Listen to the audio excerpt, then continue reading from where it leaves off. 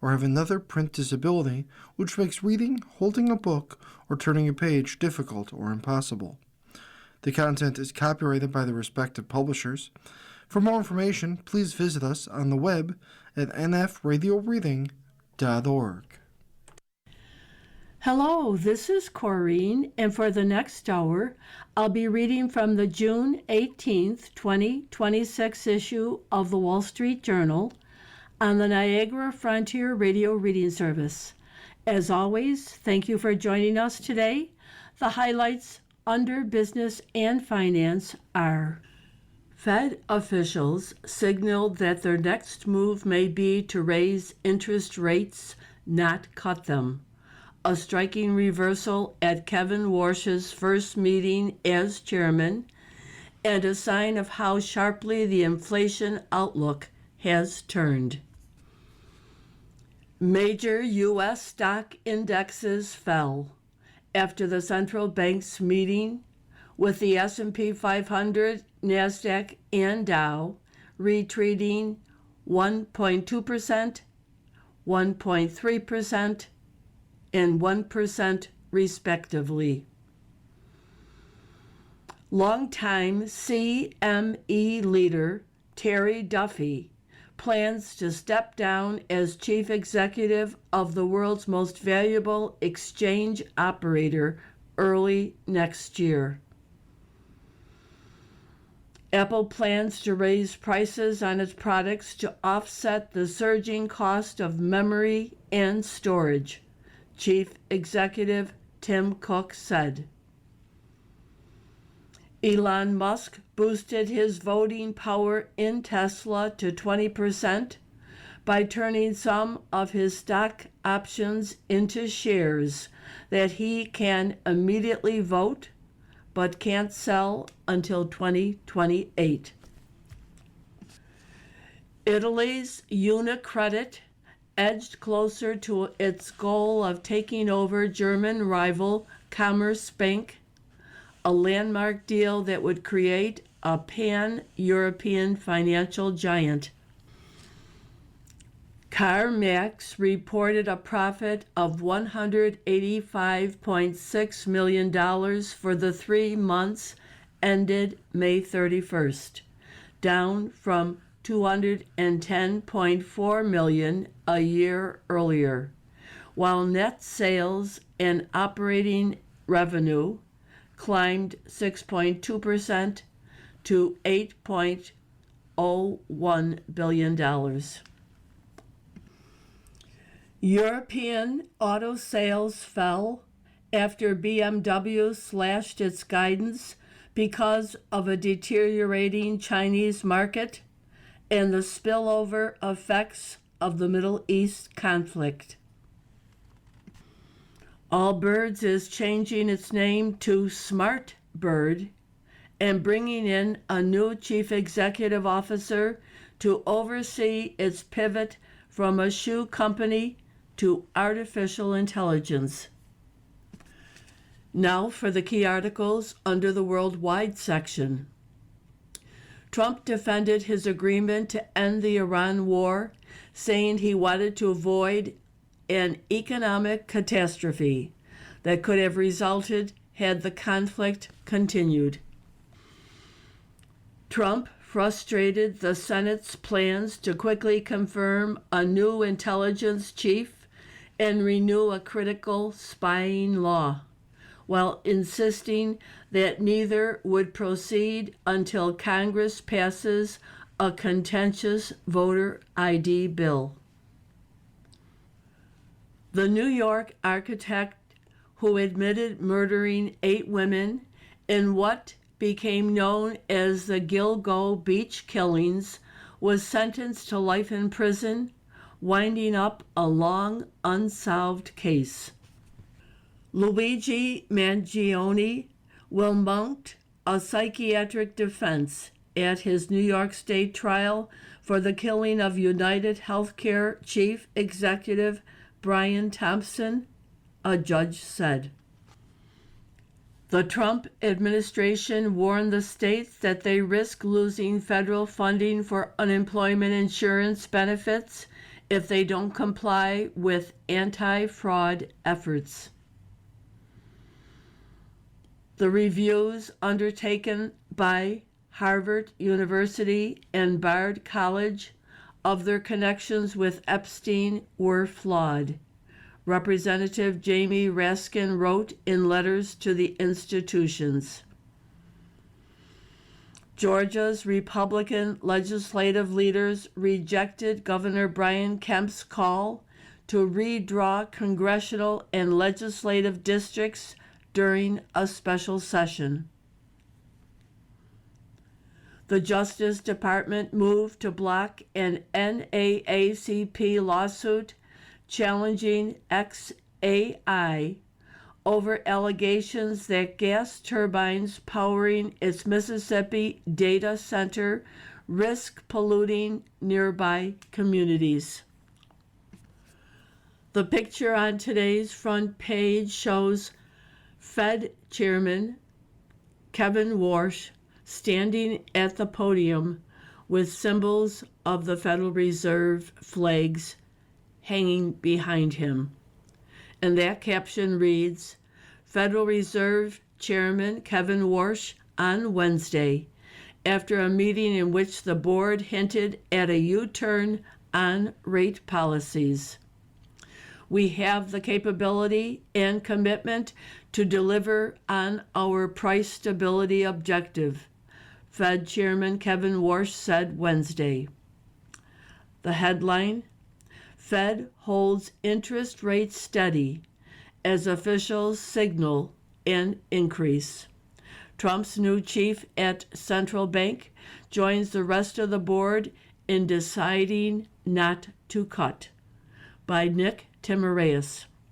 Federal Reserve officials signaled Wednesday that their next move might be to raise interest rates, not cut them, a striking reversal at Kevin Warsh's first meeting as chairman, and a sign of how sharply the inflation outlook has turned.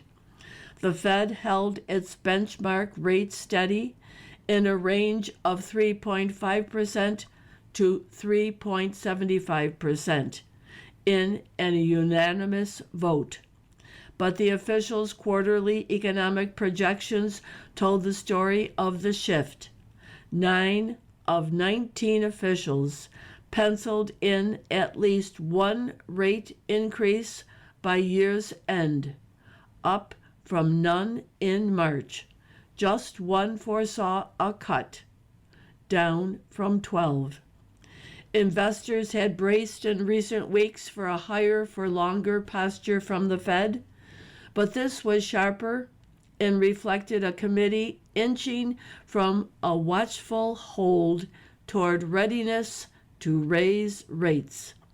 After the meeting, traders in interest rate futures markets saw a roughly 1 in 3 chance of a rate increase as soon as next month, according to CME Group. That it fell to Warsh to ratify that turn was the twist. He was President Trump's pick, chosen after the president vowed to name only someone committed to lower rates. Instead, Warsh's debut revealed a committee rolling away from cuts and toward hikes. We have the capability and commitment to deliver on our price stability objective, Warsh said. That's exactly what we're going to do. In France, President Trump was asked how he felt about the possibility of rates going up this year. It's hard to believe, he said. It just keeps a country down. It's so unusual. But we have a very good guy over there now, so I'm guided by what he wants to do. Other articles from the front page follow. President defends deal on Iran war at G7. Threat of economic catastrophe, Trump says, motivated him to end the conflict. Trump threatened Iran with attacks if it didn't abide by the terms. By Alexander Ward, Natalie Andrews and Vera Bergengruen. France.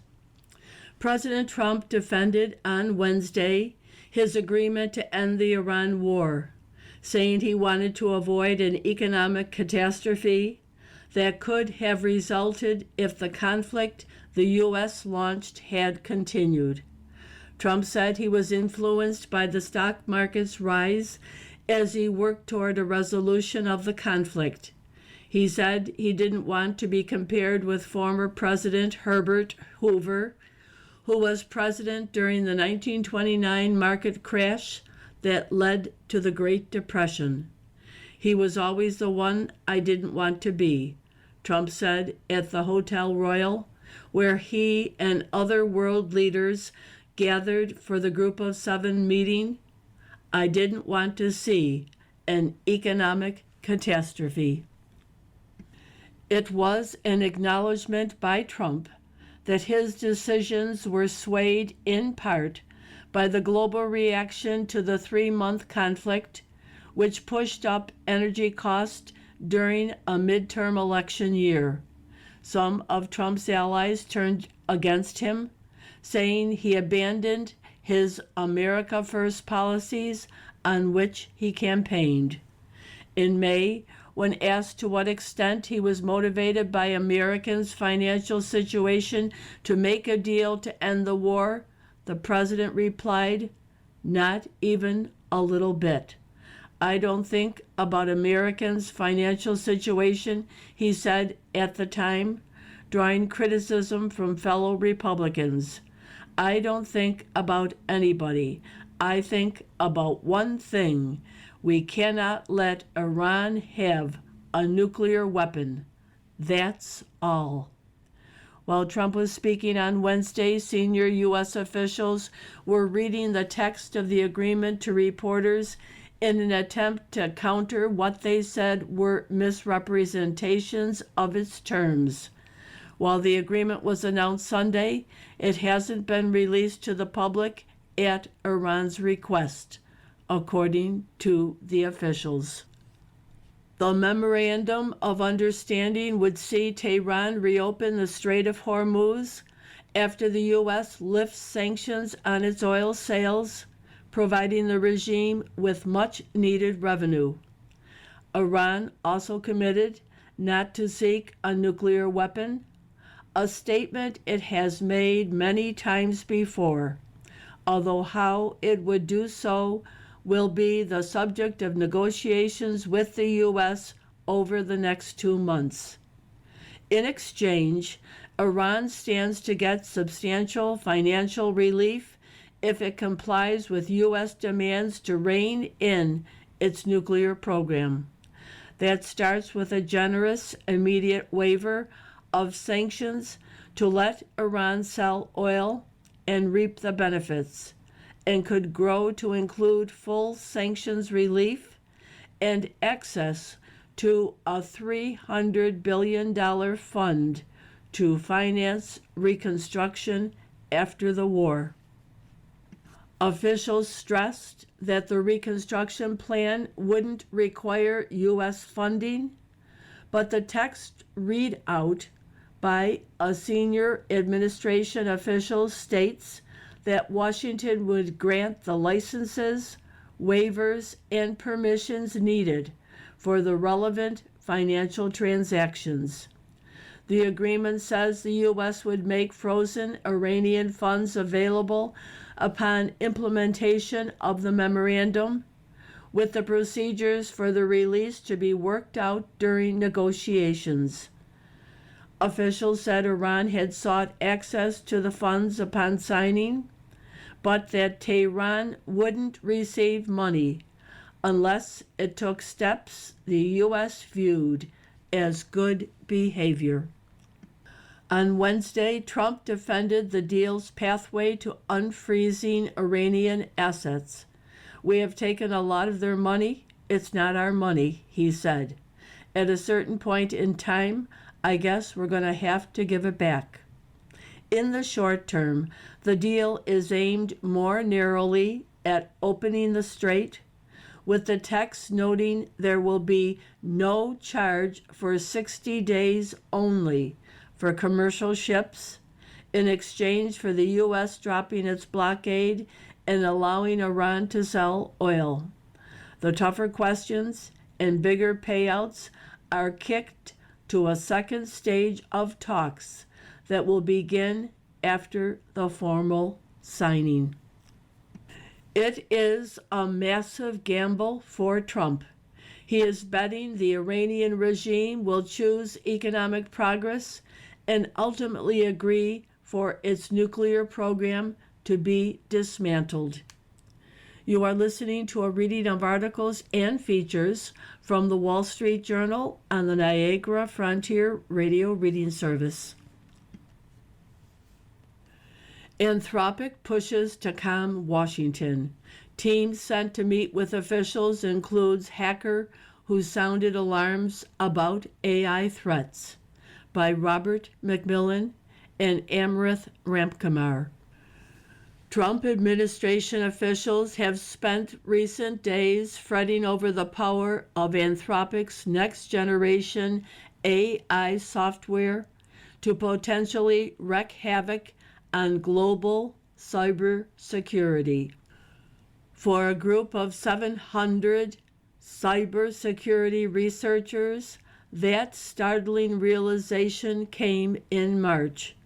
That's when Anthropic researcher Nicholas Carlini showed how easy it had become to use new models to break into systems.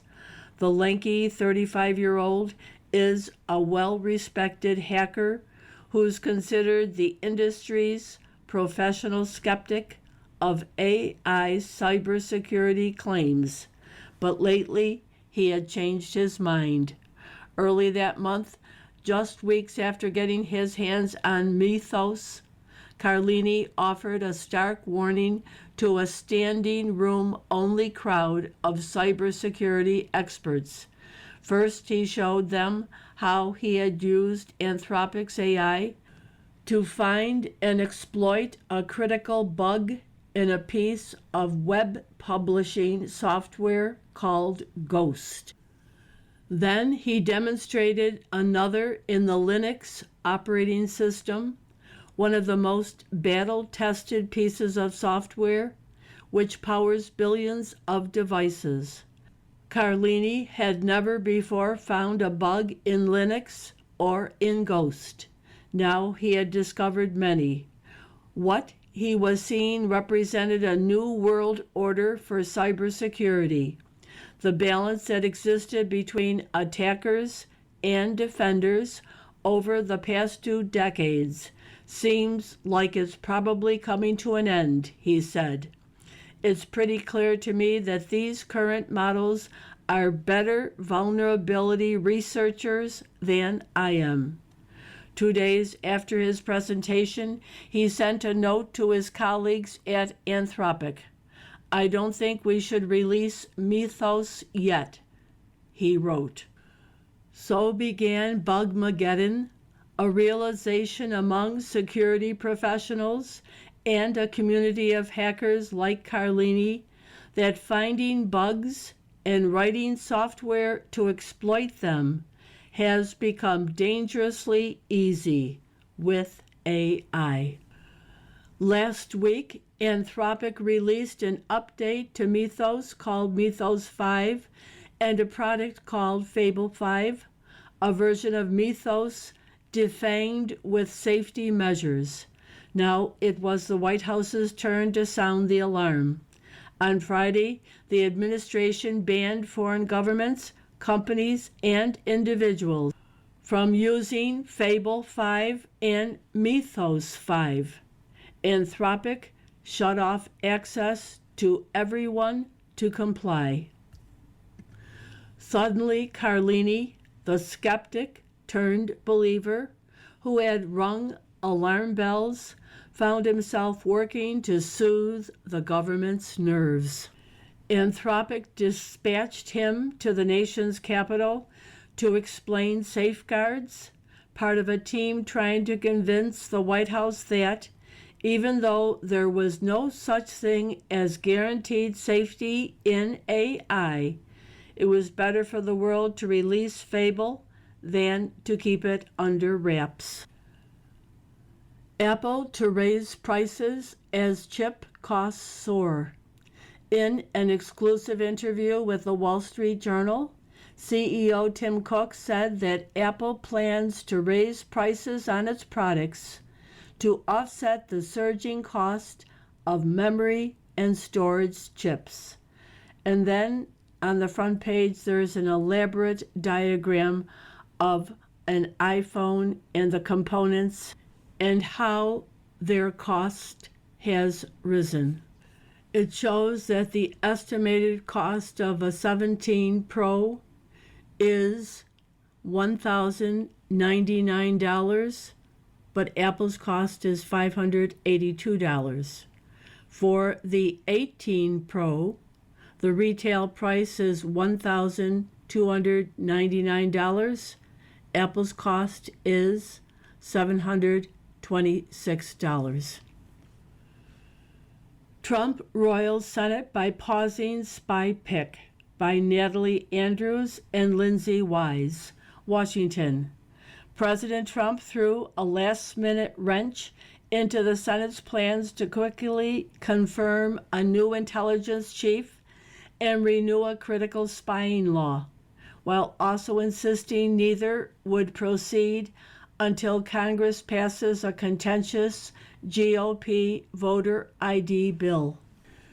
Trump said early Wednesday he was delaying the nomination of Jay Clayton, a top federal prosecutor and former chairman of the Securities and Exchange Commission, to be the next director of national intelligence. Clayton's confirmation hearing was set to take place later Wednesday, with a vote on the floor as soon as later this week. But Trump said he was stopping the nomination until Clayton's successor for his current job is approved.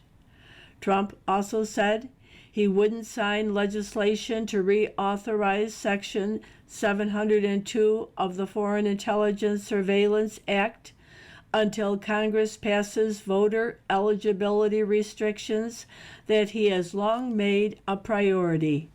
The voting bill doesn't have the 60 votes required to advance in the Senate and has sparked public disagreement between Trump and Senate Majority Leader John Thune, Republican from South Dakota. Taken together, Trump's grab bag of new demands in a social media post shows a president aiming to reassert his control over an interconnected set of personnel and policy priorities he is trying to muscle through a GOP-controlled Congress.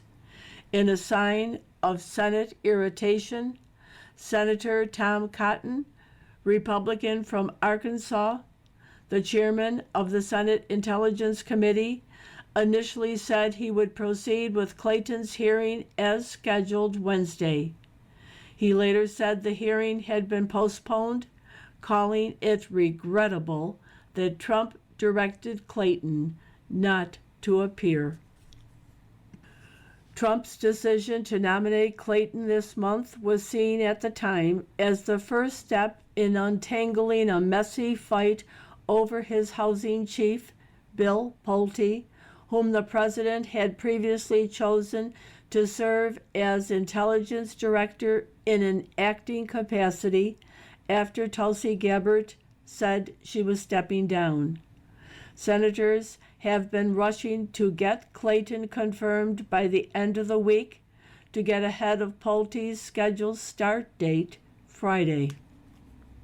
Democrats and some Republicans have loudly objected to Pulte, saying he lacked national security experience and airing worries that he would politicize the position. The naming of Pulte imperiled efforts to reauthorize Section 702 of FISA, FISA, with some senators saying they wouldn't vote to reauthorize the law unless Pulte was blocked from the DNI post. State Farm's AI plan sparks agent revolt by Gene Eaglesham. State Farm rolled out the red carpet for its army of sales agents at a Las Vegas convention last month. Thousands who flew into Sin City on the insurer's dime were treated to a Pink concert, a Jimmy Fallon-led sing-along, and selfies with the Jake from State Farm actor.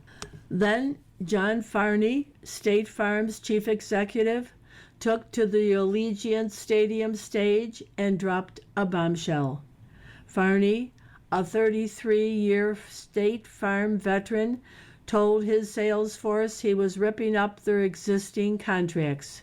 Any agent who wants to stay past 2027 will have to sign up to a new compensation deal and sales targets. State Farm needs to change, he said, according to a video of the event reviewed by the Wall Street Journal. A big driver of that change, AI. The rapidly evolving technology is shaking up the industry's decades-old sales model, paving the way for faster, cheaper, and more targeted transactions. Apps and bots are reinventing how people want to buy products like insurance. Agents' responses to the changes lighted up Facebook, Reddit, and Instagram. A lot of folks are really mad, one commented. Take it or leave. A real slap in the face.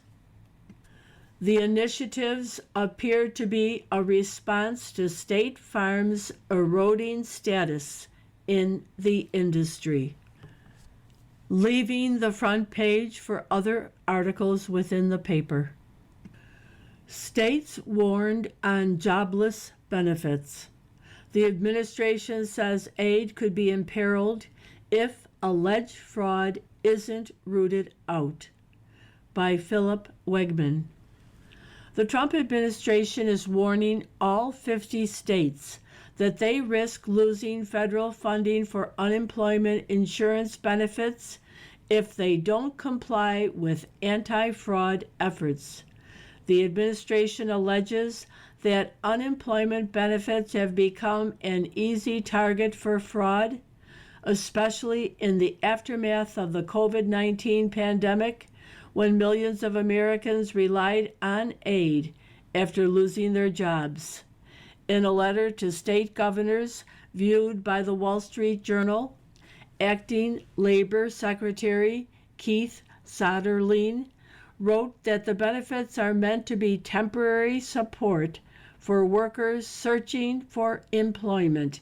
He said the department would use every available tool to protect taxpayer money, including withholding administrative funds from states for the first time in history.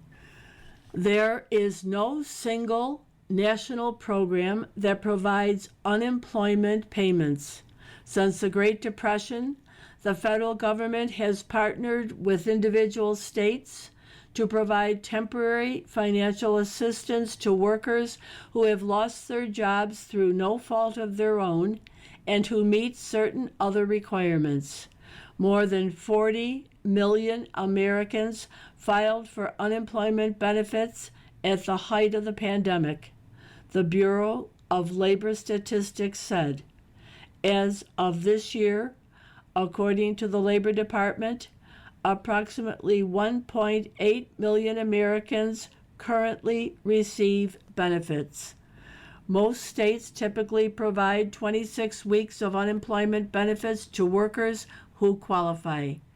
While the payments are primarily funded through state unemployment taxes paid by employers, the federal government covers administrative costs and on occasion gives loans to individual state programs. A Labor Department spokesman said the likely impact of states losing federal administrative funding would be their system shutting down, as administrative funding is what covers the cost to operate the program. The administration said the states have failed to police their programs and cited California as a particularly glaring example. The state is more than $20 billion in debt to the federal government, according to the California Employment Development Department, which it attributes to the pandemic and said it is paying back. The Trump administration blames that debt on years of fraud, improper payments, and mismanagement. You are listening to a reading of articles and features from the Wall Street Journal on the Niagara Frontier Radio Reading Service. From the editorial page, is Iran really a normal country? The Trump deal only works if the regime abandons revolution. It hasn't in 47 years. Iran has to make a decision whether it wants to be a nation or a cause, Henry Kissinger once said. For 47 years, the Iranian regime has answered cause, Islamic revolution. The Trump administration is now paying for the privilege of asking the question anew. Vice President J.D. Vance said it on CNN. What the agreement does is fundamentally set up a structure whereby, if the Iranians behave like a normal country, then we want to treat them like a normal country and welcome them to the world economy. Mr. Vance is using that term, normal country, on network after network as he tries to sell the agreement.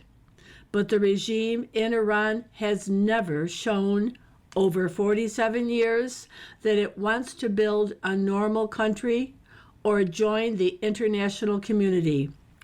At every turn, it has banked U.S. relief and concessions and used them to promote terrorism and spread its Shiite revolution. What the president is trying to do is actually extend the hand of peace, Mr. Vance said on Fox. In that, he echoes Barack Obama, who, in 2009, told Iran's regime, "We will extend a hand if you are willing to unclench your fist." The reply was a clenched fist.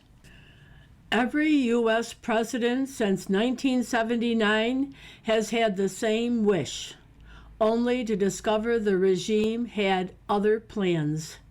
After the fall of the Shah, Jimmy Carter wanted to open a diplomatic channel with Ayatollah Khomeini's regime and embrace it as the true voice of the people. He was rebuffed and his presidency sunk by Iran's seizure of the U.S. Embassy, with 52 U.S. diplomats held hostage for 444 days. Ronald Reagan tried as well, and the Iran-Contra affair sprung from misguided hopes of getting the regime to free other U.S. hostages and from there move past hostility. Iran had taken the hostages via the terror groups it stood up in Lebanon to spread its revolution. These proxies murdered hundreds of Americans in suicide bombings and became the template for the Iran-backed militias that sow war across the region. George H.W. Bush tried to reach out to Tehran immediately with his inaugural address. Speaking of Americans held hostage, he told Iran, "Goodwill begets goodwill." But the regime wasn't looking for goodwill. Iran was responsible for terror attacks across the region, including the Khobar Towers bombing that killed 19 U.S. servicemen and injured 400 in 1996. Bill Clinton then chased the reformist president, Mohammed Khatami, with gestures and concessions in the late 1990s, only to discover the real power lay with the Ayatollah, who had no interest.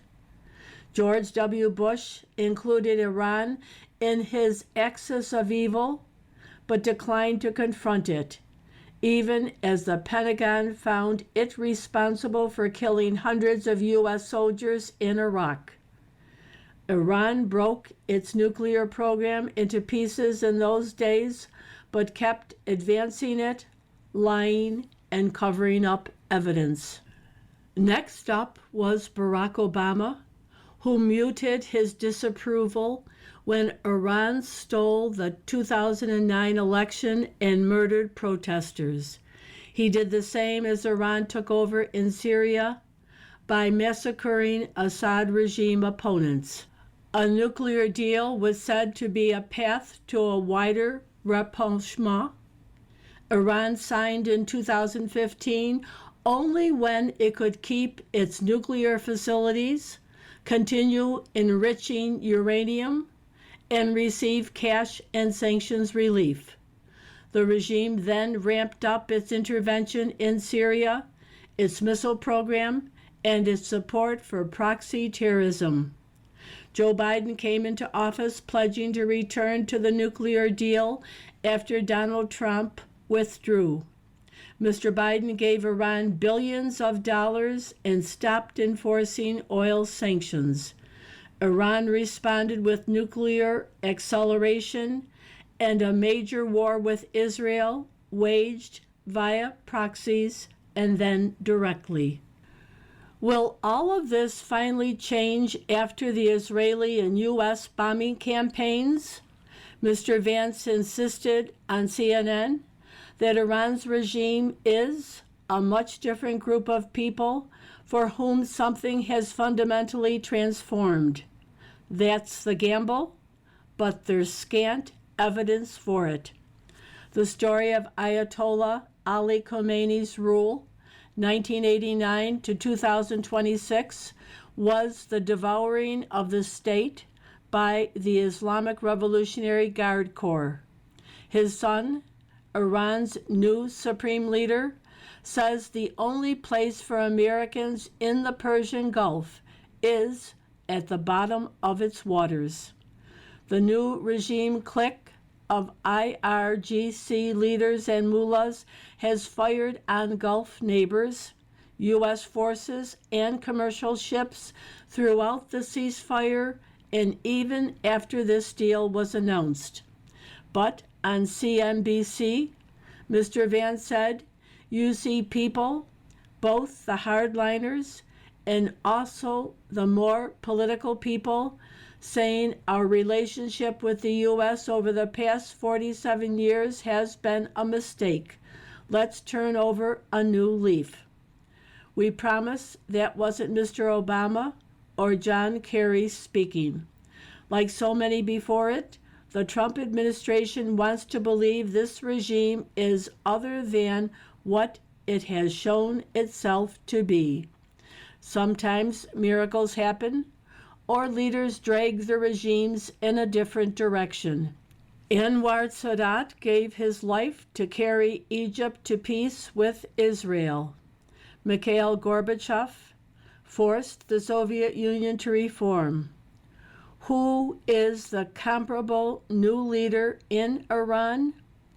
No matter what was intimated in back-channel talks, the unwillingness of Iran's regime to put substantive nuclear commitments in the Memorandum of Understanding is a warning.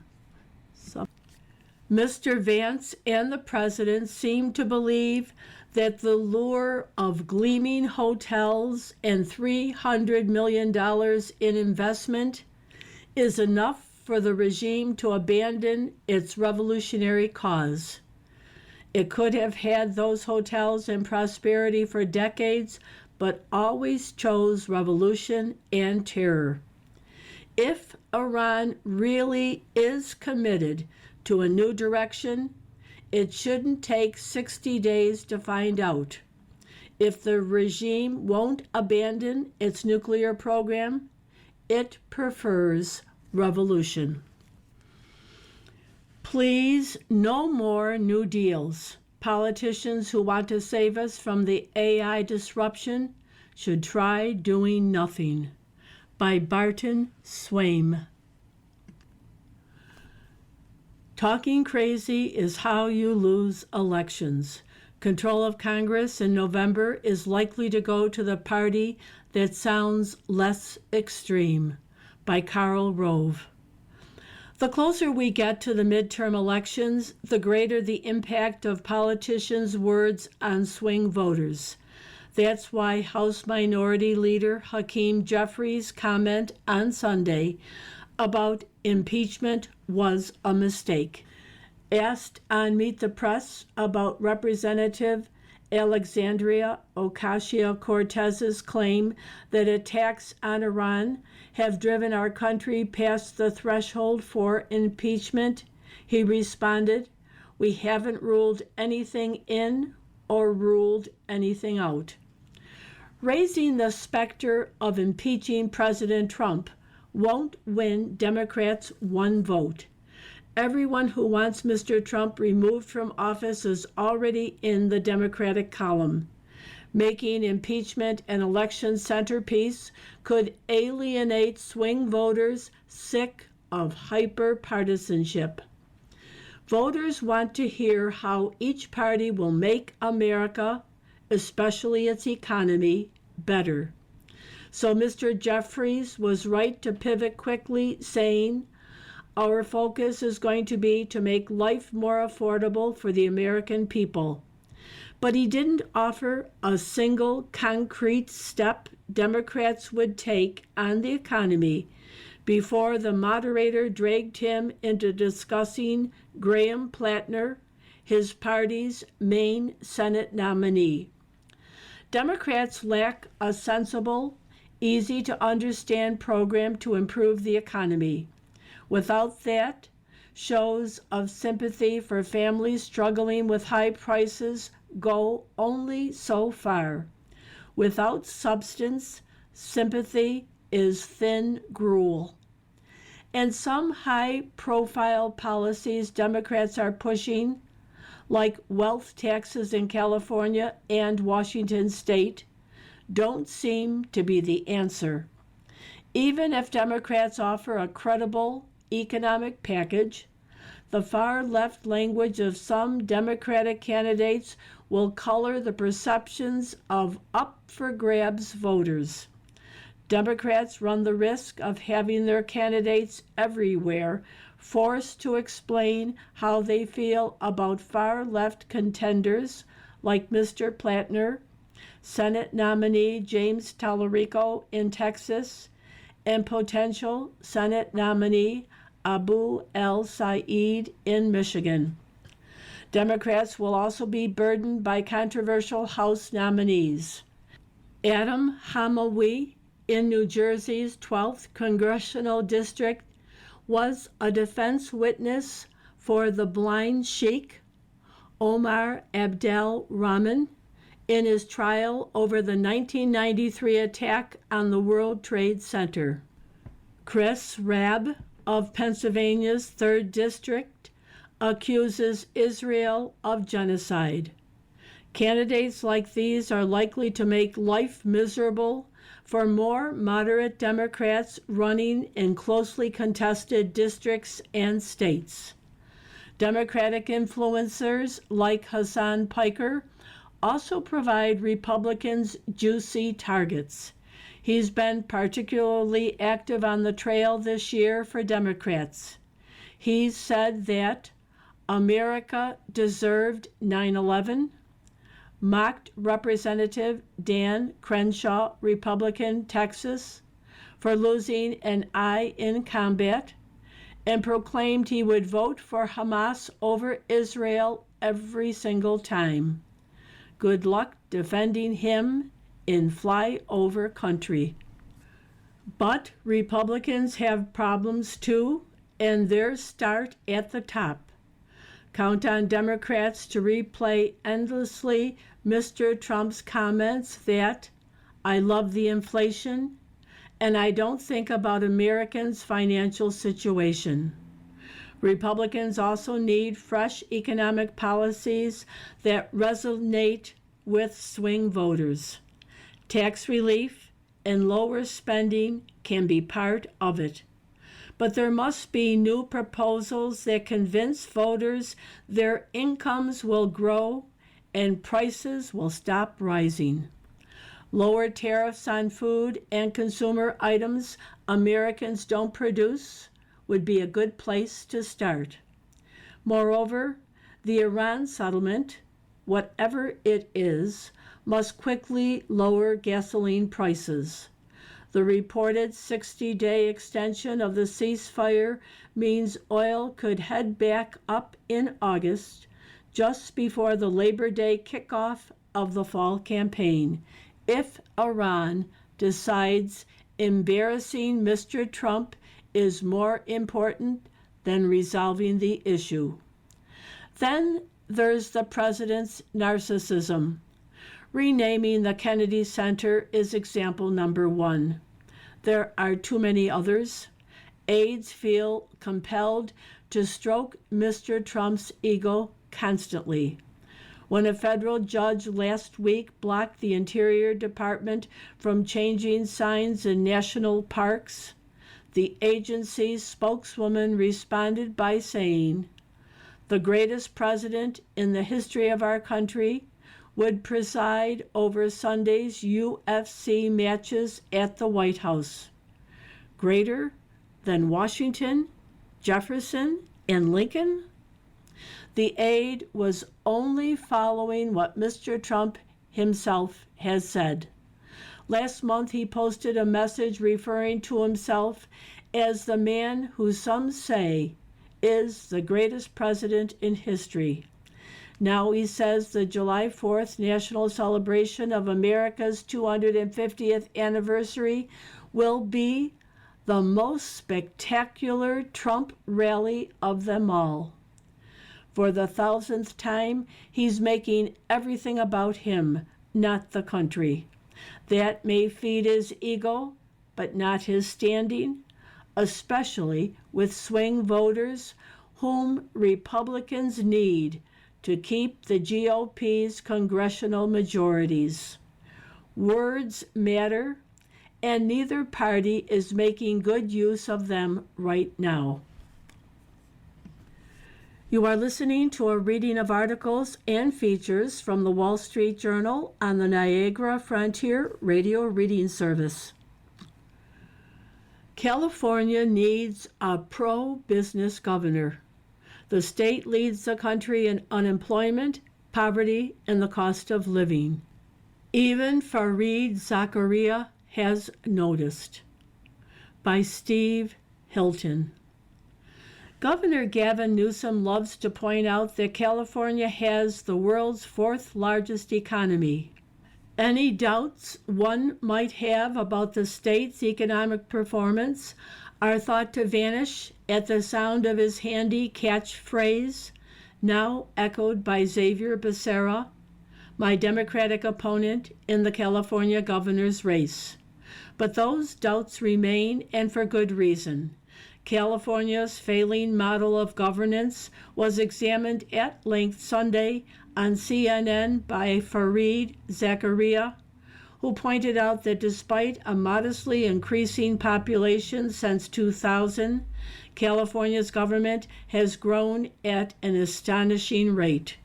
During this period, Mr. Zakaria noted, overall public spending has risen by more than 200%, and spending per person went from $2,300 to $6,300. It's also telling that California's rising taxes helped drive almost 2 million people from the state during Mr. Newsom's tenure. Why does a state with so much money, talent, and promise make life for ordinary people so hard? Mr. Zakaria asked. The answer is that for the past 16 years, California has effectively operated as a one-party state. Progressive politicians have long promised that high taxes, heavy regulation, and a large government role in the economy would produce fairness and prosperity. The results have been dismal. California today suffers the highest poverty rate, the highest unemployment rate, and the highest cost of living in America. California families and businesses pay the highest gasoline and electricity prices in the continental U.S., nearly double the national average. Last year, U.S. News and World Report ranked California 50th out of 50 states for opportunity. The main drivers of California's hostile business climate are crushing taxes, regulatory bloat, excessive union power, climate extremism, and out-of-control litigation. These forces shape every major economic decision, driving up cost, slowing investment, and putting California, as one investor told me, at the top of the "don't go there" list. Business owners in California tell the same story. A manufacturer who wants to expand operations runs into years of permitting battles and litigation. A restaurant owner struggles with rising labor costs, insurance costs, utility bills, and overlapping regulations from multiple agencies. Farmers face soaring energy and water costs, while ideological agendas override economic reality. Some of America's most successful companies are reacting to the state's anti-business climate by leaving. Chevron is moving its headquarters to Texas. Tesla moved there a few years ago. Oracle's headquarters is moving to Tennessee. Film and TV production in Los Angeles is collapsing. Cutting-edge investment is headed out of the Golden State. NVIDIA is expanding heavily outside California, and Anthropic chose Texas for a major new investment. At the moment when artificial intelligence could fuel an economic boom, California is pushing investment towards states with lower cost, lighter regulation, and governments that actually want growth. You would think that the business community in California would take the opportunity to fight back. Quite the reverse.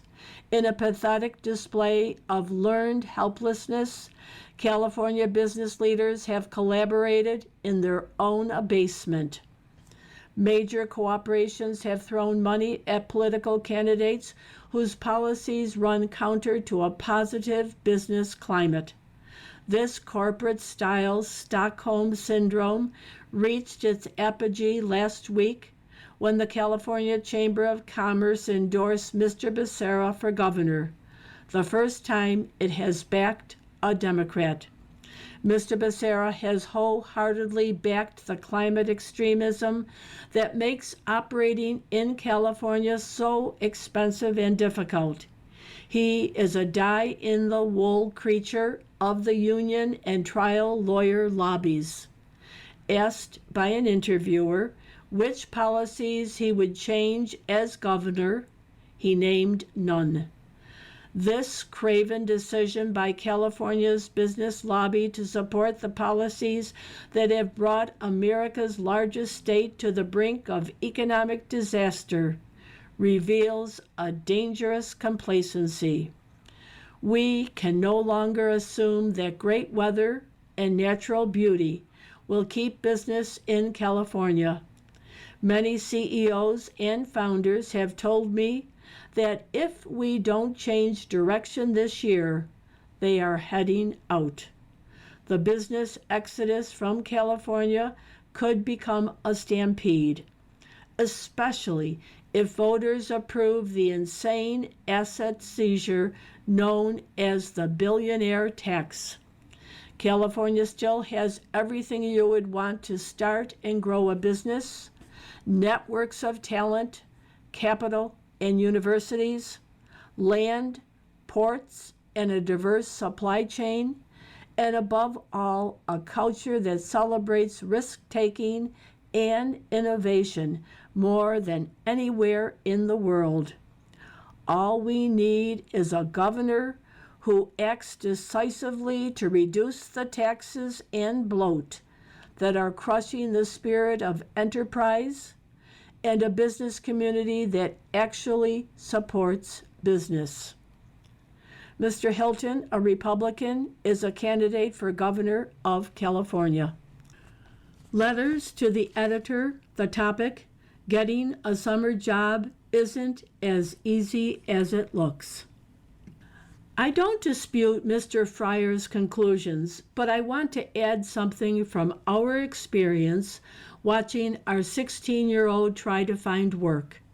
Gone are the days when a teenager could go to a local grocery store or fast food restaurant, ask to speak to the manager, make a good impression, and start working. Instead, teens must apply online and then wait. Here are a few responses our son got the other day. The Mexican restaurant managers wanted people who can speak Spanish. The coffee and bagel shop doesn't hire anyone under age 18 because of sharp knives and stuff. The bowling alley only hires those 17 and older. The pizza place took his name and number. Maybe he'll get lucky, but I'm not holding my breath. A lot has changed for teens through the years. Missing out on a part-time job at this age is truly a loss, especially for those teens who aren't on the four-year college route. From Teresa Foster, Delmar, New York. New topic: driverless trucks take good jobs away from Americans. Driverless trucks endanger good-paying jobs and the communities that rely on them. Automation would remove the real-world, first-hand experience and knowledge drivers gain on the road.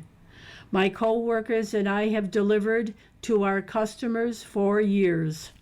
We become friends, get to know their families, and build lasting relationships. Thanks to these close bonds, we also serve as salespeople and recommend products we know they will enjoy. Without drivers, these relationships disappear. Delivery drivers, like me, rely on good union wages and benefits that driverless truck companies are trying to destroy. Autonomous vehicles are job killers. I'm proud to be a Teamster and to know there are 1.3 million Teamsters who have our back as we stand up to corporations that put profits over people. From Keith Hernandez, Teamsters Local 727, Newark, Illinois. The Pepper and Salt cartoon: a man and a woman are seated on an airplane, and the woman has huge earphones on her head. And she says, it's one of those large print audiobooks. You've been listening to a reading of articles and features from the June 18th, 2026 issue of the Wall Street Journal. We read from the Wall Street Journal every Monday through Thursday